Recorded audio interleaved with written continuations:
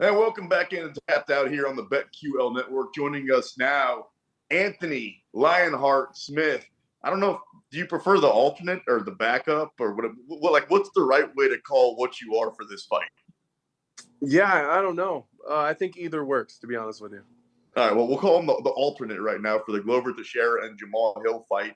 Is that a no-brainer when they ask you to do that, or is that something that you have to think long and hard about because there's a chance that you might not actually get an octagon?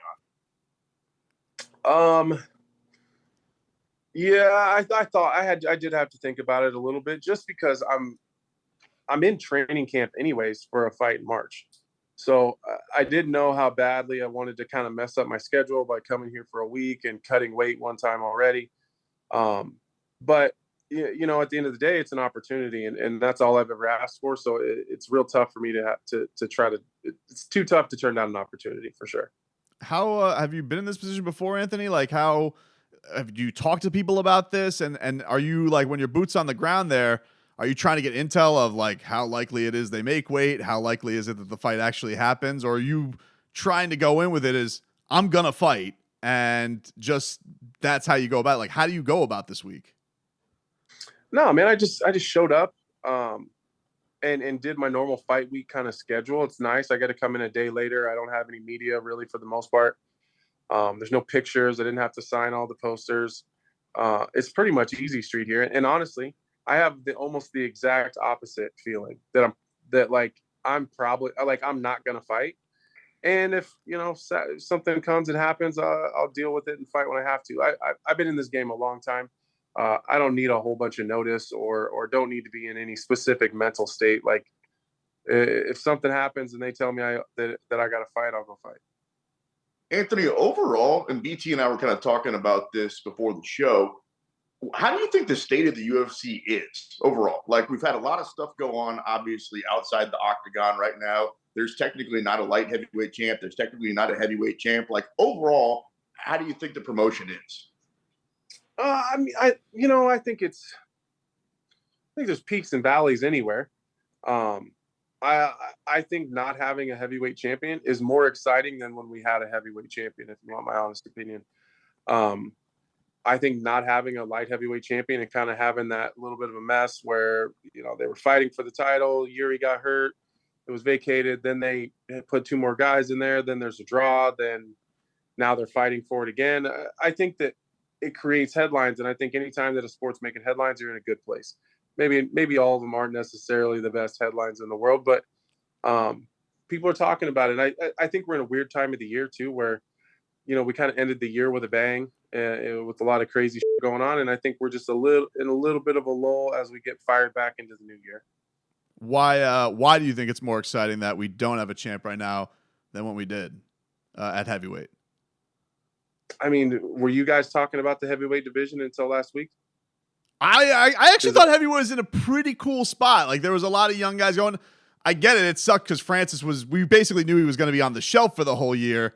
Aspinall definitely getting hurt sucked last year because I thought that he was kind of cool and up and coming. But was it just because did you have insight that Francis wasn't going to come back and you were ready for it to move on? And now John's obviously back. That's huge. And we've been waiting for him to come back forever. But I'm just curious from your end, why do you feel like that just getting John back is just such a huge jolt? No, it's because at the top of the division, they were just spinning their wheels. There was no Francis Ngannou. There was no Jon Jones. There's no Stipe Miocic. There was no Ciryl Gane.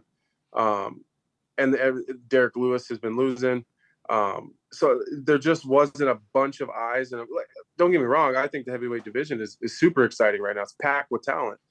But as far as how many people were talking about it and how much shine it was getting currently, I'm not saying in general always, but I'm just, until last week, there wasn't a whole lot of things being spoken about the heavyweight division. And then, you have Curtis Blades, who I have a lot of respect for. And I think that dude's one of the scariest guys in the world, but he's not necessarily the most media friendly guy. So he's about the only one that, I don't know. He's about the only one that's on a hot streak right now. That's at least coming off of a win. That's got a decent name. So I think that it's good. I think that Francis moving on gives the division some finality. I think everybody knows what's happening now. I think there was a lot of things up in the air. We got Jon Jones is fighting. It's maybe he's not fighting Stipe like I think a lot of us hoped, but I think Ciryl Gane's a fantastic number 2.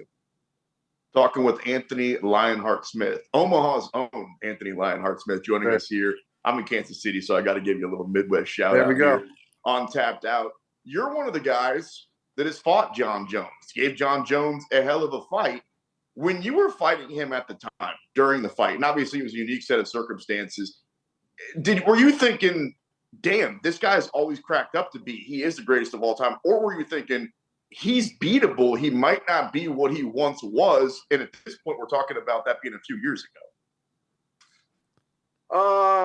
You're gonna break a lot of headlines here, but like, because people hate when I say this, but as soon as I was in there with him, I knew immediately that guy's beatable.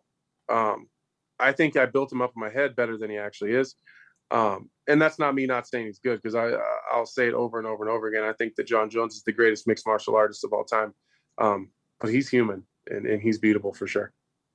I think Ciryl Gane is the guy to beat him, because obviously, when the odds come out, we'll see what they end up saying. But now that fight is official, how are you looking at that one? I don't know what the odds makers are saying, but in my opinion, I think that Ciryl Gane is the toughest matchup in the heavyweight division for Jon Jones, other than Curtis Blaydes.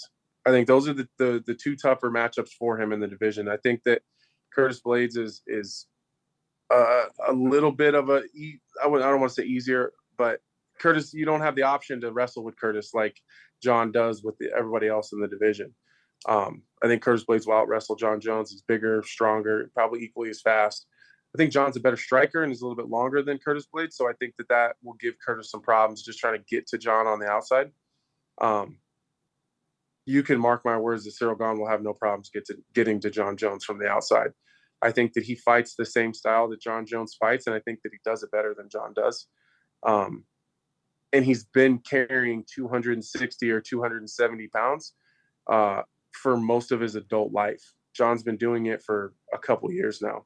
Ciryl knows exactly where his range is. He knows exactly how long it's going to take him to get to certain places and how long it's going to take him to get out of certain places. Jon is still figuring that out with his new body. So I think that the striking, in my opinion, significantly favors Ciryl Gane.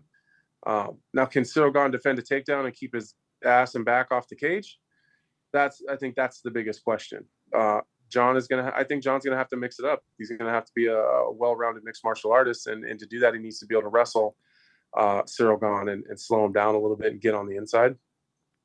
I would suspect that Cyryl's going to be working on that, and I know that people are going to bring up that Francis Ngannou was able to take him down and win some of those grappling exchanges. But I will offer that I don't think anybody expected Francis Ngannou to wrestle.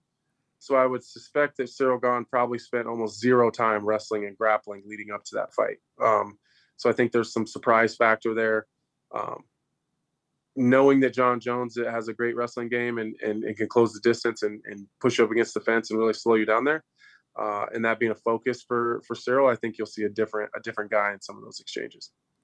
And between guys that you either spar with or train with, what is the big difference from light heavyweight to heavyweight? You're a big dude. I mean, like when you're mixing it up with guys who have that 265-pound limit, how stark is the difference when you're moving with guys like that? Is there an advantage because you've moved with quicker guys? What is the big difference there?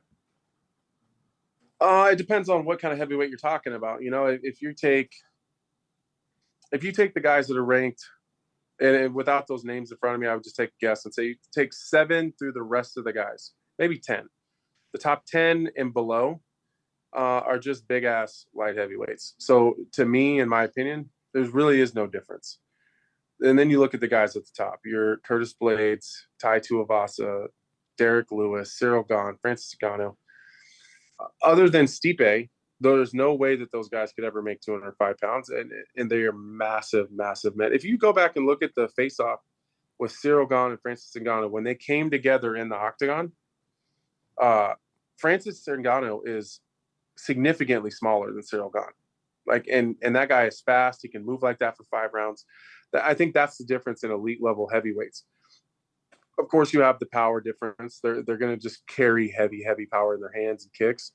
They're going to be tougher takedown, less about their takedown defense, but more about the power in their hips.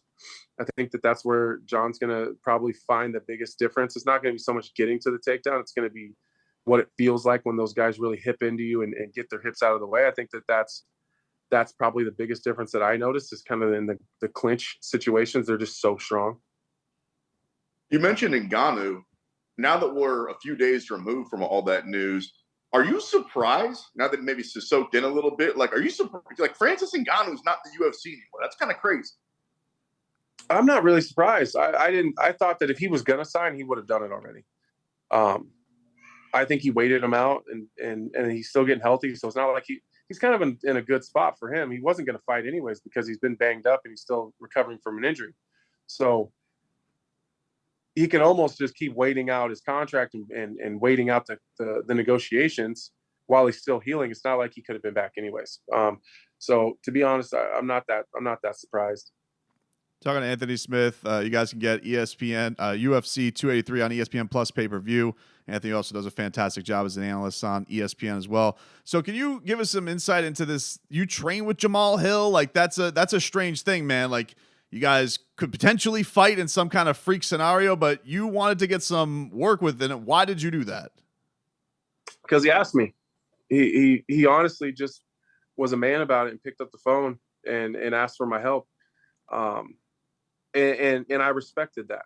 I respected that for him to call a potential likely future opponent and say, listen, man, you fought this guy, you felt him, you know the intricacies of his game, you've already done a training camp for him, your jiu-jitsu and wrestling is better than mine, and that's where I would potentially have some problems in this fight, and I want your help.